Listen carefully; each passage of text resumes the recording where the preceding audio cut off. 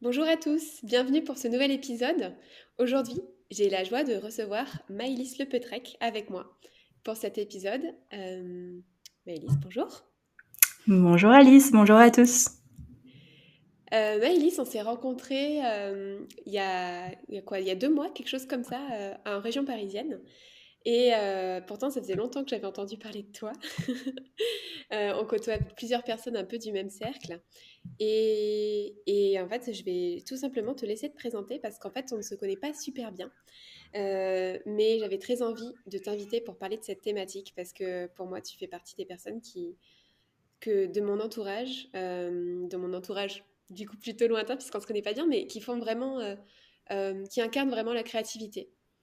Hmm. Donc, est-ce que tu veux bien te présenter, expliquer un peu qui tu es, ton parcours et quel est ton lien toi avec la créativité? Ça fait peut-être un peu beaucoup, mais Je vais me lancer avec ça.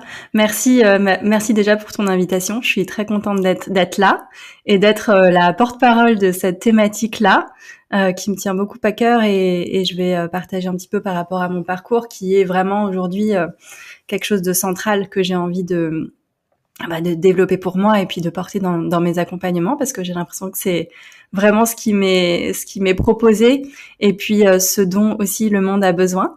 Et on en parlera. Moi, j'ai un parcours où je me suis euh, réorientée, on va dire, à un certain moment de ma vie. Donc, j'ai un parcours initial d'école de commerce. J'ai eu des fonctions marketing et commerciales dans mes toutes premières années de vie professionnelle. Et rapidement, j'ai senti qu'il y avait autre chose qui m'appelait. J'ai été beaucoup appelée par mon corps, donc j'adorais le yoga, et je sentais qu'il y avait vraiment quelque chose qui était de l'ordre de descendre de ma tête pour venir connecter au corps. Donc c'est vraiment euh, en premier un appel corporel qui a été là pour entamer cette transition professionnelle. Euh, je vais peut-être arriver à, sans aller dans toutes les étapes, mais dire ce que je fais aujourd'hui et puis tisser du lien du coup avec cette question de la créativité. En gros, je me suis formée à plein d'outils et aujourd'hui, je sens que le centre de ce que je fais, c'est vraiment un travail autour du corps et de la créativité, au service du déploiement de soi, du développement de soi. Parce que finalement, c'est pour moi un espace où on redescend de la tête au corps et de la tête à la créativité et qui permet vraiment de se déployer depuis un espace où c'est juste pour nous. Donc moi, je suis coach, professeur de yoga, naturopathe aussi, photographe. J'ai tout un tas d'outils et en fait, je sens que c'est vraiment cette direction qui se tisse aujourd'hui pour moi. Euh, et qui est vraiment lié à quelque chose de très incarné. Donc ça a pas été du tout un appel de qu'est-ce que je pourrais faire finalement. Ça s'est posé à la fois dans mon corps et dans mes expériences de vie.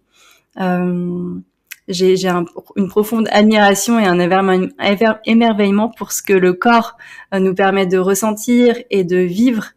Moi, je sais que à plein d'étapes de mon parcours, c'est mon corps qui m'a appelée. Alors parfois dans des moments un petit peu plus difficiles, parce que quand le corps commence à s'exprimer et qu'on l'écoute pas, il commence à crier.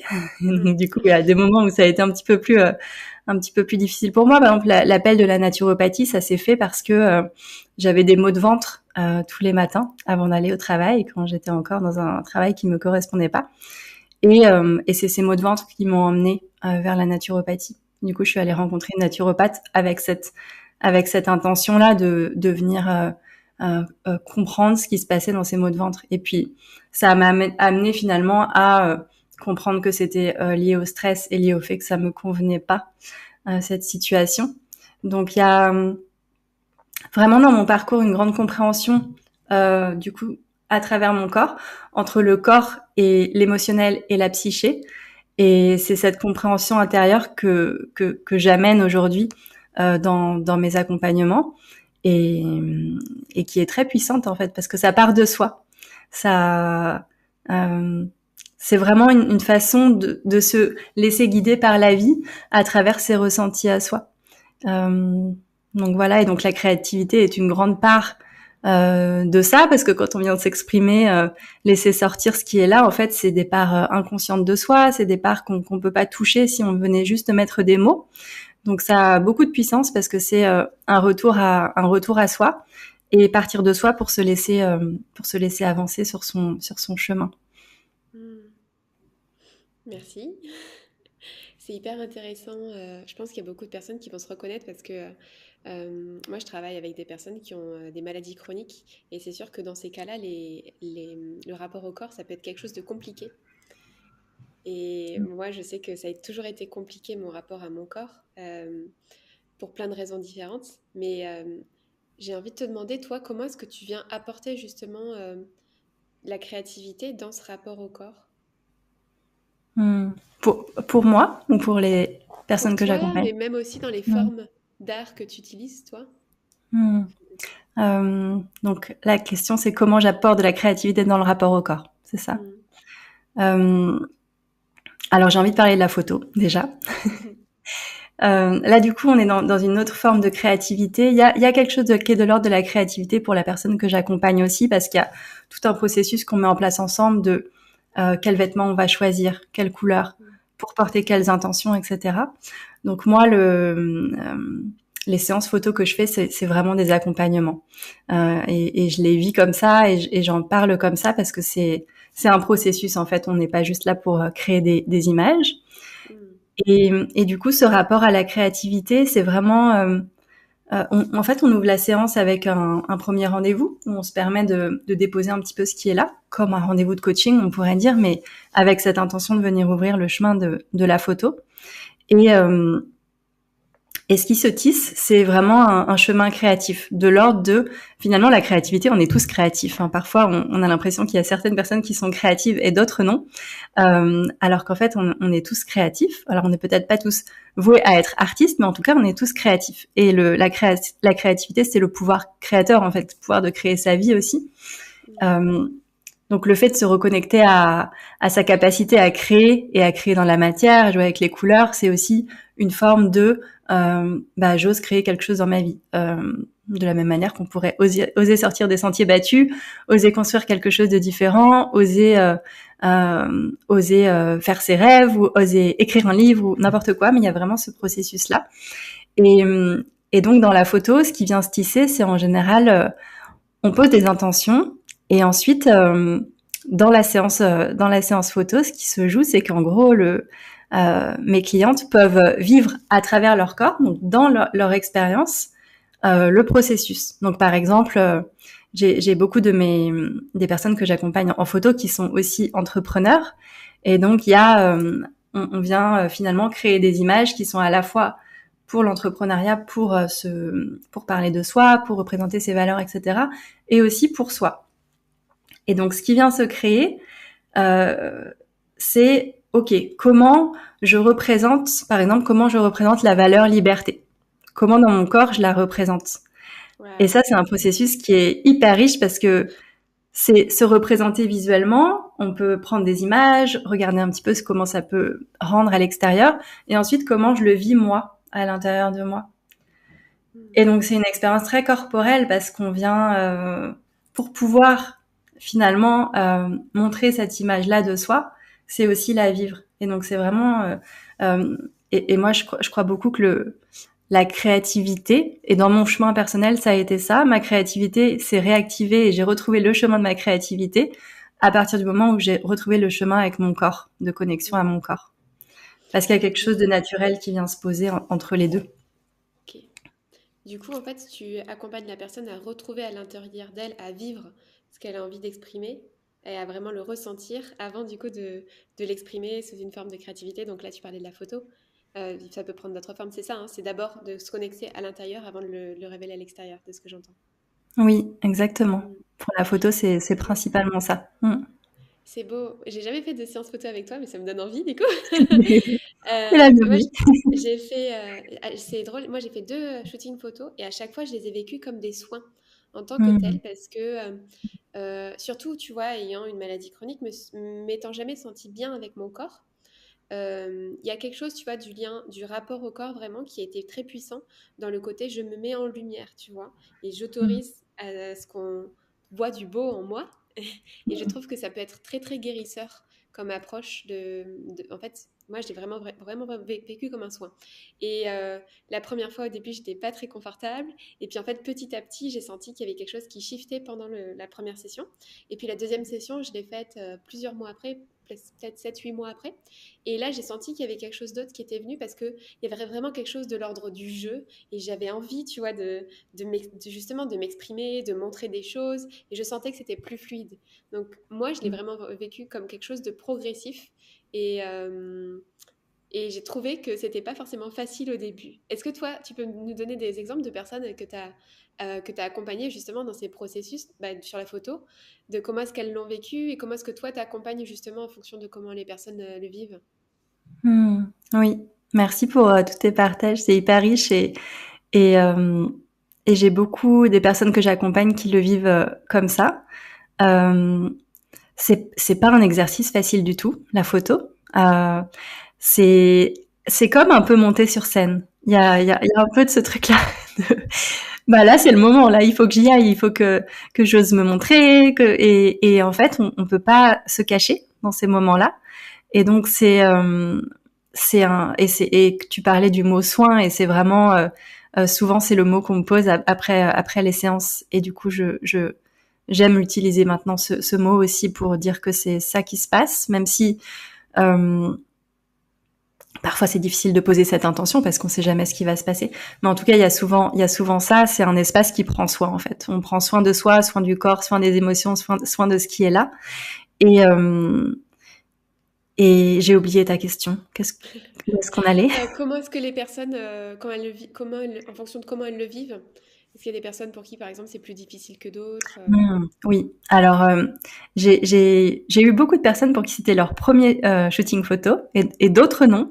Mais il y a quand même toujours une appréhension et qui est complètement, qui se comprend complètement, je trouve, parce que ça reste une expérience intime aussi, où on vient quelque part se dévoiler dans qui on est, dans nos insécurités aussi, nos insécurités corporelles, le fait d'être en lien avec la photographe, le photographe, et et en tout cas, je sens qu'il y a souvent une appréhension. On me le partage aussi, et que c'est quelque chose qui se dénoue au fil du temps. Souvent très rapidement, parfois ça prend plus de temps, mais il y a comme c'est comme installer un climat de confiance entre deux personnes aussi et un climat de confiance aussi quelque part avec cet appareil qui est là et qui reste aussi bah, quelque chose qui est un peu extérieur mais qui vient s'intégrer dans cet objectif et oui et c'est vrai que j'aime bien jouer avec euh, soit des accessoires ou des choses qui permettent de se mettre en confiance. Sur le dernier shooting que j'ai fait, par exemple, j'ai fait utiliser un miroir. Et donc du coup, pas sur les premières photos, mais sur le déroulé, le début du déroulé de la séance. Souvent, j'ai des séances qui sont assez longues parce que j'aime bien qu'on aille en profondeur chercher ce qui est là aussi. Et donc ça a déclenché quelque chose parce que le fait de se regarder dans ce miroir, qui est quelque chose qu'on connaît plus facilement que finalement se faire prendre en photo, de se regarder dans le miroir et de se regarder avec le regard, c'est ça aussi qui est souvent le plus difficile, c'est d'aller affronter entre guillemets ok, je suis d'accord de regarder dans l'objectif, de regarder la caméra et de porter ce regard et donc de jouer par exemple avec un miroir, ça permet ensuite quand on revient à simplement l'objectif d'être plus fluide. Et ça, c'est hyper beau et c'est vraiment, en fait, c'est quelque chose que j'adore aussi accompagner les moments où, parce que c'est très beau toujours à voir de se lâcher dans le, ok, je peux faire confiance et ça va. Je peux me faire confiance. En fait, il y a un lien qui se tisse à deux, il y a un lien qui se tisse avec la caméra et il y a un lien qui se tisse avec soi-même. De je peux me faire confiance, je peux me lâcher dans cet espace, je peux euh, sentir que je vais me sentir en sécurité finalement dans cet espace-là et que j'ai envie. Il y a beaucoup en fait, comme je disais, il y a beaucoup de personnes qui viennent à moi pour leur communication professionnelle, avec peut-être et parfois comme c'est pas une excuse, mais en tout cas c'est on vient pour ça Et en fait, il y a beaucoup de je viens aussi pour moi.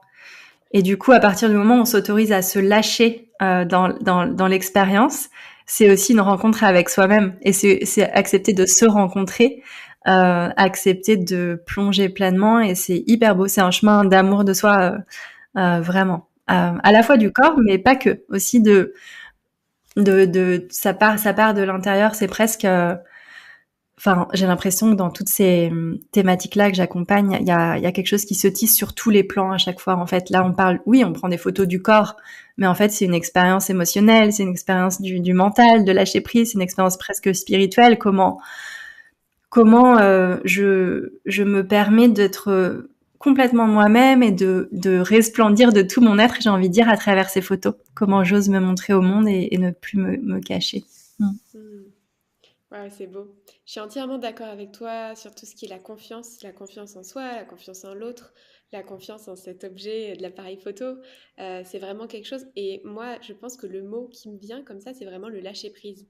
Le besoin d'accepter, en fait, de dire, OK, je lâche prise et je laisse le contrôle à quelqu'un d'autre qui a son point de vue, qui va avoir sa créativité, sa vision des choses et qui va faire des choses pour me mettre en valeur et puis pour connecter, en fait, comme tu dis, pas que au corps, mais aussi à quelque chose de plus subtil, en fait. Et Oui. du coup, moi, ce qui m'intrigue, c'est toi, du coup, à chaque fois, tu es derrière l'objectif. Donc, en quelque sorte, tu as une vision différente, en fait. Tu as une vision, comment dire, tu vois, une position un peu méta, où tu es à l'extérieur, et puis tu regardes les choses de loin. Et du coup, je me demande comment est-ce que tu captes justement un peu l'essence de la personne, tu vois, au-delà du... Est-ce que tu la quittes? Qu'est-ce qui se passe dans ta tête, en fait, quand tu Mm. fais la photo? Alors, j'ai envie de poser un mot qui, je pense, va te plaire. Il y a un truc un peu magique dans le processus, Ouais. clairement. Parce qu'en fait, souvent, je guide pas beaucoup. Alors, si je raconte ça, ça peut peut-être un peu faire peur, mais en fait, c'est quelque chose qui vient se tisser assez naturellement. C'est-à-dire que souvent, au démarrage, on peut avoir des idées de pause, entre guillemets, ou de choses qu'on a envie d'aller chercher. Mais même si la personne avec qui je travaille a trouvé des inspirations, des idées, etc., on va complètement lâcher ça et venir juste dans l'instant. Euh, moi, je suis une amoureuse du mouvement, donc j'adore que mes shootings photos se passent en mouvement. Et c'est là où on vient capter la posture la plus naturelle du corps. Et ça permet aussi d'être dans ce lâcher prise dont tu parlais, parce que du coup on vient pas se crisper dans il faut que ça ressemble à, ou penser à ok mais moi j'aime pas mon double menton donc il faut que je fasse sur toutes les photos, il faut que je sois comme ça. En fait dans le mouvement ça vient juste on vient être super naturel et c'est ça qui est vraiment beau. Et et tu parlais de confiance. En fait, dans l'expérience corporelle, il y a vraiment quelque chose permet d'ancrer, euh, qui permet d'ancrer par exemple de la confiance ou d'autres choses qui seraient plus difficilement traitables sur un autre plan, par exemple le plan mental. Par exemple, une cliente que j'aurais en séance photo, si on avait voulu dire on va travailler la confiance en soi, le fait de se sentir à l'aise, le fait d'oser prendre la parole, etc., on pourrait le faire avec la tête, mais parfois juste de passer par l'expérience de la photo, il y a quelque chose qui vient s'ancrer dans le moment et qui vient s'ancrer corporellement et qui laisse une espèce d'imprégnation. Donc, il y a les photos qu'on crée, mais il y a aussi l'expérience qu'on crée ensemble. Et c'est deux choses qui limite pourraient être dissociées parfois. Ouais. C'est-à-dire que parfois, j'ai des personnes qui me remercient immensément, mais elles ont même pas vu les photos. Et en fait, c'est juste l'expérience, c'est tout ce qui s'est passé, tout ce qu'elles ont ressenti, tout ce qu'elles se sont permis d'aller chercher à l'intérieur d'elles-mêmes dans ce moment-là. Euh, c'est vraiment, ouais, c'est hyper, c'est magique et c'est précieux. Et j'ai envie d'anticiper une question que je crois tu vas me poser.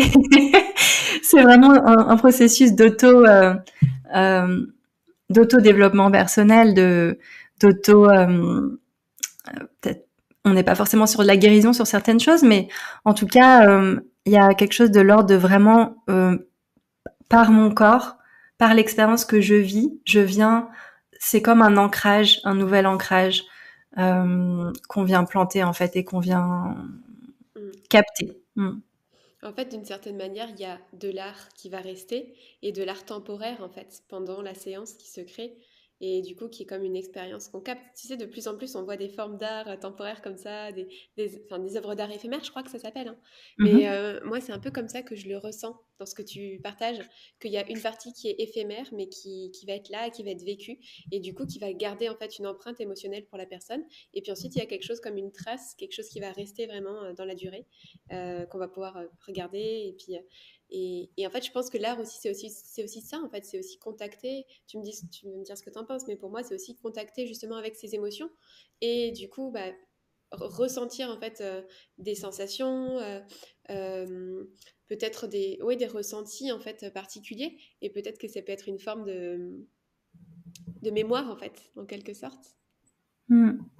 Oui, il y a vraiment de ça dans la partie artistique et donc dans ce processus-là, il y a de l'ordre de s'autoriser à ressentir, Mm.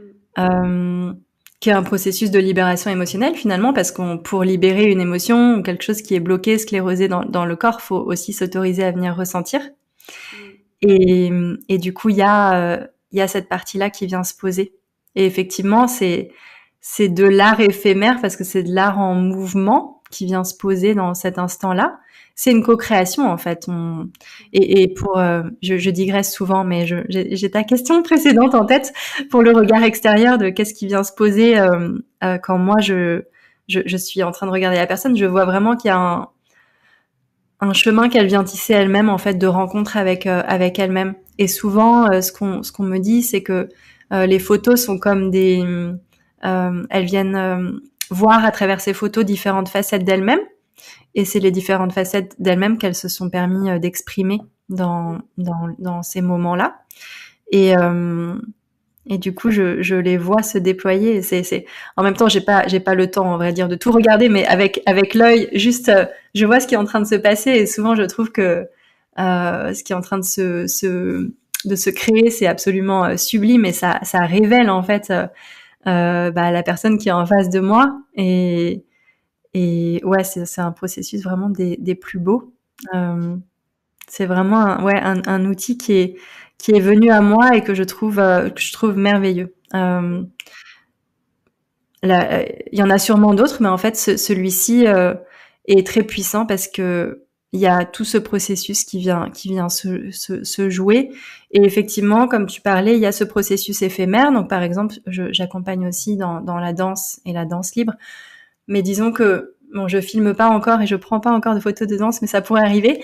Euh, et, et du coup, il y a ce processus éphémère et on vient aussi ramener une empreinte de ce qui s'est passé.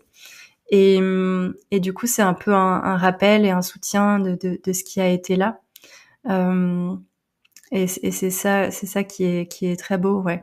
D'avoir ces deux temporalités différentes et ces deux formes d'exploration différentes, en fait. Mm. Aussi de découverte des photos et après de pouvoir les utiliser et puis les montrer au monde. Donc, il y a le processus de, OK, je les intègre pour moi. Et ensuite, Ouais, encore l'étape l'utiliser, c'est d'amettre. encore autre chose. Ouais. Là, on va toucher plus la visibilité derrière, le oser se montrer. Oui. On a pas mal parlé de photos, mais je sais que tu utilises d'autres formes d'art aussi. Mhm. Est-ce qu'il y en a certaines que tu aurais envie de nous partager? Moi, je pense à une en particulier, mais vas-y, je te laisse libre. Ouais. Tu me diras ce qui vient après. J'inclus un petit peu tout ce qui est dans l'art, donc la danse, j'en en fais beaucoup partie aussi. La danse libre que j'ai commencé à accompagner il y a quelques temps et qui est vraiment pour moi très importante, très structurante dans sa recherche pour le coup, dans cet abandon à une forme de féminin, plus dans le recherche de l'intuition, de pas quelque chose de structuré. Donc on a souvent l'habitude, même dans le yoga, en fait, quand j'ai commencé à enseigner le yoga, il y a quand même une forme de rigidité, pas que, mais il y a une forme de rigidité. Je dois faire telle posture exactement comme ça, etc. Donc ça, j'en suis un petit peu moi sortie et je me suis finalement, j'ai décidé de transmettre un yoga qui est un petit peu différent et qui est moins dans dans cet alignement, etc. Donc que je trouve aussi génial hein, pour d'autres choses. Il y a cette structure, etc. Mais moi, j'avais envie d'aller explorer le côté le mouvement intuitif, qui est un endroit où on permet aussi au corps de s'exprimer vraiment certaines fois de venir relâcher des émotions, même des traumas, de venir revisiter des choses qui sont inconscientes et, euh, et qui s'expriment totalement par le corps et par la danse. Et c'est un endroit qui est vraiment très beau quand on s'autorise à venir se lâcher dedans, parce qu'il y a une redécouverte du fait que le corps peut nous guider et savoir mieux que nous où nous emmener. Et c'est vraiment s'autoriser à être pleinement dans l'expérience de qu'est-ce qui se vit à l'intérieur de moi. Donc j'utilise des guidances, mais finalement mes mots sont que des supports. Et puis l'idée, c'est vraiment que les personnes qui sont en train de vivre le processus et d'être dans le mouvement s'écoutent à 100%, et que si je dis quelque chose et qu'autre chose est là, en fait, de s'écouter. Et c'est quelque chose qu'on fait assez rarement.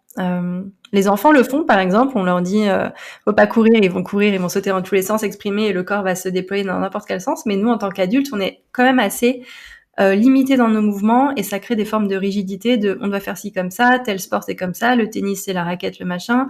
Moi, j'ai fait beaucoup de gym étant enfant, et j'en refais en ce moment, j'avais envie de refaire ça, de gymnastique artistique et aux agrès, donc c'est la précision, ultra précision. Et il y a beaucoup de pratiques sportives qui sont de ce type-là. Et donc la danse, c'est une exploration, la danse libre, une exploration complètement différente de l'expérience corporelle. Ouais. C'est beau parce qu'en fait, du coup, tu fais vraiment revenir les gens au mouvement.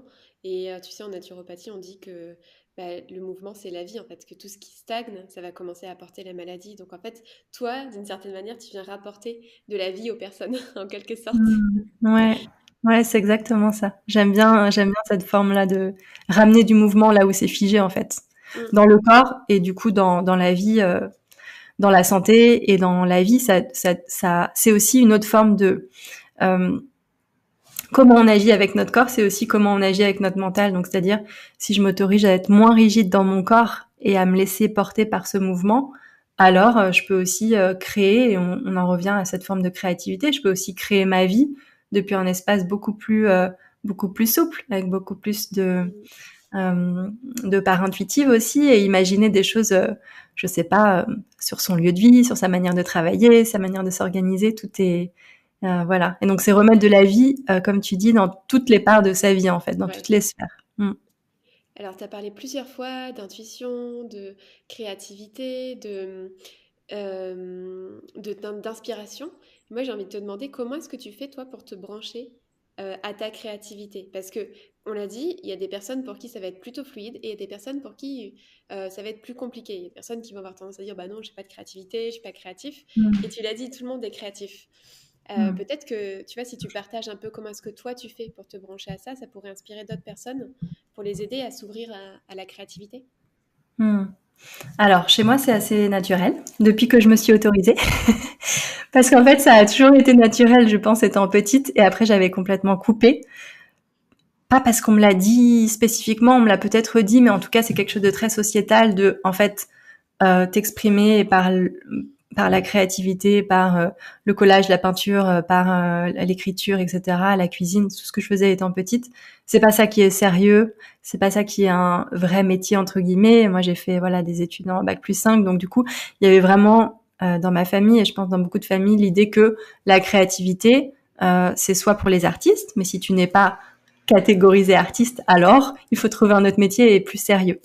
Et du coup, bah moi, ce qui m'a vraiment recablé sur cette fréquence-là de, en fait, je suis une âme créative, c'est tout, c'est le lien avec mon corps. À Mm. partir du moment où je me suis autorisée à revenir à des sensations corporelles, à revenir à du mouvement beaucoup plus, à revenir en présence à ce que je ressens à l'intérieur, bah en fait c'est une énergie de vie, hein, la créativité. Donc c'est cette énergie de revenir au corps qui m'a permis de retrouver ça. Et donc peut-être que l'outil que tu avais en tête, je sais pas si c'est celui-là, mais on n'a pas parlé de peinture et des couleurs. C'est ça. Ouais. Et donc c'est vraiment ça qui est venu en premier chez moi, l'envie de peindre. Donc le la- l'envie de remettre la peinture dans ma vie. Et, euh, et donc pour moi, c'est assez naturel. C'est-à-dire que si je me pose là, par exemple, euh, j'ai très envie de peindre. J'y pensais avant et je me disais, je pense que juste après, je vais peindre. Et sur mon corps, parce que j'ai de la peinture corporelle aussi, on pourra en parler. J'adore écrire. Et par exemple, ça m'arrive très souvent. Hier, je me baladais et en fait, j'avais des mots qui résonnaient dans ma tête. J'écris souvent des choses très intuitives qui sont des formes de poèmes, de poésie. Et pour moi, c'est quelque chose qui est très naturel. Donc, j'ai envie de dire, pour moi, c'est mon état naturel. Maintenant, si on n'est pas connecté à cette fréquence, je pense qu'il y a des manières d'y arriver. Je dirais que la première, c'est d'arrêter de s'auto-censurer parce que il y a des grosses barrières où on se dit, non, mais moi, je sais pas bien faire. J'ai jamais fait ça. Je sais pas dessiner, je sais pas peindre, je sais pas écrire, je sais pas, etc. Et, et je pense que le première chose, c'est de se dire je peux en fait déjà, juste de se dire non mais en fait je peux, tout le monde peut et je peux. Et il y a pas et en fait dans ce que je propose et dans cette forme d'art qui est je crois un espèce de nouveau langage artistique qui est le langage de l'expression de soi par l'art et pas je recherche un but. C'est comme dans la danse libre. On n'a jamais dansé, c'est pas grave, on peut danser de la danse libre. D'ailleurs, si je veux juste rester collé au mur, c'est aussi... Et j'aime bien dire que c'est plus du mouvement libre finalement que de la danse libre parce que ça peut ressembler à quelque chose qui est pas du tout de la danse. Et on vient pas chercher quelque chose qui est beau, ni dans la danse, ni dans la peinture, ni dans l'écriture. En fait, les mots peuvent sortir et ressembler à rien et on peut écrire un texte comme ça. Et c'est juste de la libération et de l'exploration de soi et de s'autoriser. Et je crois que c'est beaucoup d'amour de soi parce que c'est de s'autoriser à faire des choses peut-être qui sont moches, peut-être qui ressemblent à rien, mais ça fait tellement du bien en fait de se dire mais j'ai pas besoin d'être parfaite, j'ai pas besoin de savoir faire quelque chose pour commencer. Et là aussi c'est une forme de expérientielle de j'ai pas besoin de savoir faire parfaitement pour me lancer. Peut-être que ça peut amener à d'autres choses dans la vie, d'expérimenter des choses sans savoir parfaitement le faire. Donc il y a vraiment ce truc là de lâcher la censure et après se lancer. Et du Juste coup, essayer. juste, pardon, je me permets de Oui. rebondir parce que moi, ça me fait penser à une expérience personnelle. Mhm. Moi et la danse, ça n'a jamais été. J'ai aucune coordination au niveau de mon corps. Enfin, j'ai Mhm. l'impression que je ressemble à rien quand je danse et tout. Et tu vois, c'est rigolo parce que je repensais à ça. Je repensais l'été dernier, j'ai eu une grosse crise de la spondylarthrite, de la maladie auto-immune que j'ai. Et du coup, j'avais mal partout. Et c'est une maladie qui est très rigidifiante, tu vois. Donc, en termes Mhm. d'immobilité et tout, on est pas mal. Et en fait, à ce moment-là, je me suis mise dans une pièce, j'étais toute seule. Et en fait, je me suis mise à danser, mais juste à bouger, en fait. Et c'était complètement, peu importe. Mais le fait d'être toute seule, moi, ça m'a fait du bien parce que du coup, je pouvais m'autoriser à faire ce que Mhm. j'avais envie sans être dans le regard ou dans le côté il y a besoin que ça soit beau ou quoi que ce soit, c'était juste pour moi. Et juste le fait effectivement de remettre du mouvement, de être dans quelque chose qui est doux et en fait vraiment de venir faire circuler en fait dans le corps. Et le fait de revenir dans le corps comme ça, de faire circuler, bah, je trouve que ça fait circuler aussi au niveau émotionnel et qu'il y a des choses qui se libèrent. Et comme tu dis, il n'y a pas besoin que ça soit beau, il n'y a pas besoin de chercher la performance à tout prix en fait. Je pense que ça, c'est une notion Mhm. qui est vraiment dépassée. Ouais. Moi, en tout cas, ça me fait penser à ça parce que je trouve que c'est plus facile dans un premier temps de s'autoriser à le faire pour soi, même si je pense que le travail de la révélation au monde, c'est quelque chose qui est magique aussi à un autre point de vue. Mhm. Ouais, merci pour ton partage, c'est beau et de s'autoriser à se laisser porter par ce qui était là dans ce moment où tu y es allé. Je trouve ça très très beau et très touchant. Euh, j'ai juste envie de partager quelque chose. Euh, il y a quelques années, j'étais incapable de danser aussi. Et adolescente, je pense que j'étais en soirée celle qui frôlait les murs ou qui se mettait si possible derrière le poteau pour ne pas avoir à danser devant qui que ce soit. Et ensuite, j'ai jamais dansé à part dans des espaces de soirée avec de l'alcool et dans des contextes, voilà, vraiment festifs, mais juste où il y a beaucoup de monde, donc on danse comme ça, etc. Et je me suis jamais trouvée gracieuse. Enfin, quand je faisais de la gym, j'avais toujours du mal avec la partie chorégraphie. Et en fait, j'aime bien le dire parce qu'il y a beaucoup de personnes euh, qui accompagnent avec la danse libre, qui ont beaucoup fait de danse étant petites Et je trouve que c'est ma force aussi, parce que je sais à quel point c'est dur de se mettre en mouvement. Et, et je sais à quel point il y a une possibilité immense de venir explorer cette partie de soi. Et aujourd'hui, je suis capable de me filmer, d'être filmée, qu'on me regarde, danser dans la rue, enfin peu importe. Et c'est tellement libérateur.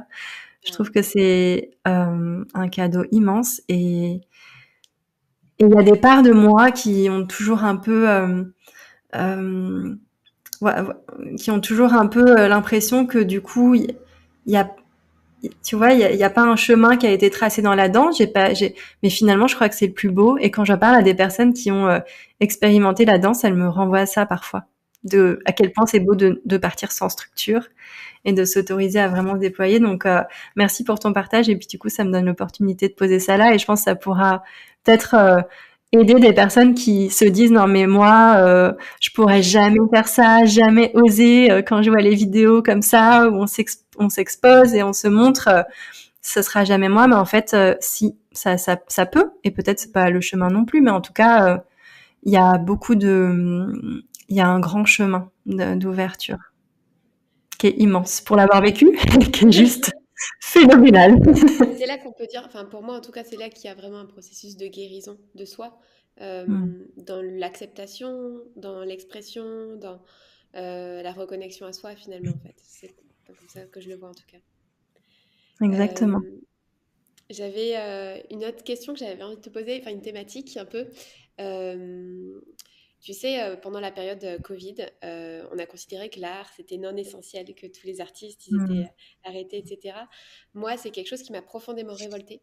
Bon, au-delà de toute cette période qui m'a révoltée, mais c'est quelque chose qui m'a vraiment profondément touchée parce que pour moi, toutes les formes d'art, en fait, sont des choses qui permettent vraiment de se reconnecter à soi et qui permettent de faire battre le cœur de la société et de donner un sens, en fait, à une société, à des communautés. Et j'ai trouvé que d'une certaine manière, dire que c'était non essentiel, c'était se couper de son essence à soi, c'était se couper en fait du sens en fait qu'on pourrait amener aux choses. Et j'avais envie de savoir un peu toi ce que tu en penses de cette question du rapport voilà, de l'art à la société et puis voilà, à tout ce qui est... Ouais. Alors, ouais, merci pour cette question. Euh, Moi, j'aime profondément l'art qui inclut. Euh, c'est vrai que par exemple, il y a certaines expositions, je suis pas du tout contre les expositions, mais c'est pas mon endroit où j'aime vraiment aller. Parfois, j'ai l'impression que les artistes qui sont très avancés dans leur carrière artistique font un peu de l'entre-soi et du coup excluent les autres non-artistes d'une forme d'art. Et moi, j'aime bien vraiment l'art qui inclut. Et pour moi, cet art-là qui inclut, il est absolument essentiel parce que c'est un art qui permet de s'exprimer, c'est un art qui permet de s'émerveiller, c'est un art qui permet euh, de voir de la beauté en fait dans chaque détail. Je pense beaucoup à ces images de nature là qui me viennent en tête quand c'est de l'ordre de la contemplation en fait. Donc c'est plus un et finalement quand on dit que c'est non essentiel, je crois que dans notre société, ça se rapporte à dans notre société ce qui est essentiel, c'est faire, alors que l'art c'est être et c'est un état d'être, prête la contemplation et la contemplation de l'art, de la nature, des autres êtres humains même. Je pense que nos corps en soi sont de l'art, tu vois. Enfin, comme on peut observer la nature. Enfin, moi, à travers mon œil de photographe, je trouve que chaque corps est juste magnifique. Enfin, et, et en fait, c'est non essentiel d'un point de vue sociétal de notre société, parce que c'est juste de l'être et c'est juste de la création et c'est une autre forme ouais de catégorisation de qu'est-ce qui est important. Et en fait, on est beaucoup déconnecté de notre état d'être en fait dans notre société, faire rien, se reposer, se laisser être porté par ses états intérieurs, connecté à ses émotions. C'est pas des choses qui sont encouragées de faire, d'être dans ces états-là. Et donc, euh, et donc voilà, je pense que c'est une révolution douce d'amour et d'état d'être que de porter l'art comme quelque chose d'essentiel. Ouais, merci. Mm. Merci pour ton point de vue sur ça. C'est précieux. Mm. On en a déjà un petit peu parlé, mais si tu devais résumer, en quoi est-ce que la créativité, le mouvement, tu trouves ça magique et comment est-ce que ça peut venir nourrir une forme de guérison intérieure? Mm. Si Oui, tu vas résumer, tu vois. oui. Du coup, je dirais, je vais inclure la peinture dont on a un petit peu parlé.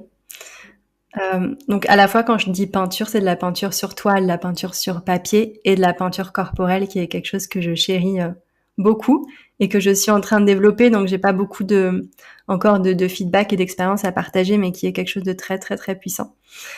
Dont je vais parler du coup pour l'inclure parce que dans les Ouais. capacités d'auto-guérison, je crois que c'est vraiment très puissant. Et en fait c'est tout est un petit peu différent. Chaque outil est différent, mais finalement l'expérience est un petit peu la même. Euh, c'est à la fois dans la danse, dans cette expression par la peinture, dans recevoir la peinture sur son corps, qui pour moi est un peu comme finalement poser des talismans sur le corps. Il y a vraiment ça. Il y a quelque chose de très magique là-dedans, de venir poser de la couleur. Les couleurs ont une vibration, une fréquence, et peuvent vraiment libérer des choses émotionnellement. Et ça laisse des empreintes aussi là sur le corps, ces peintures. Euh, il y a vraiment quelque chose de l'ordre de l'auto-guérison parce que ça part de nous et ça vient libérer des espaces auxquels on n'a pas accès d'une autre manière. Ça, en fait, et c'est quelque chose que j'aime bien dire, c'est même dans toutes mes formes d'accompagnement, que finalement, son meilleur guide, c'est soi-même. Et l'art, ça permet d'être du coup le moteur de cette transformation et de cette guérison-là. Et, euh, et en ça, c'est magique parce que finalement, il y a pas besoin de grand chose entre guillemets pour que en un instant, ça vienne cliquer sur quelque chose, un ressenti, une émotion et que ça débloque quelque chose. Je viens connecter à une situation de vie et juste danser cette situation et sentir en fait, il y a des choses qui viennent se poser à l'intérieur que si j'étais restée dans ma tête, ça circulerait pas. Donc il y a vraiment quelque chose de cet ordre-là. Je viens poser une couleur sur mon corps à tel endroit, ça parle de telle chose et ça vient guérir profondément. Je viens m'exposer, me montrer dans une séance de photo, alors que par exemple, on n'est pas à l'aise avec son corps, on a pris beaucoup de poids, et puis là, d'un coup, sur ces photos, je me trouve belle, je me trouve puissante, je me trouve comme une autre femme. Parfois, mes clientes ont ces regards, elles ont l'impression que c'est une autre femme, alors que c'est elle. Et ça, c'est profondément magique, parce qu'en fait, c'est des parts d'elles auxquelles elles n'ont pas accès chaque jour, à chaque moment, mais il y a capacité dans des moments, à venir connecter à ça. Et donc, c'est comme un chemin qu'on trace soi-même. Donc, il y a à la fois une immense puissance et à la fois quelque chose de très simple parce que ça part de soi.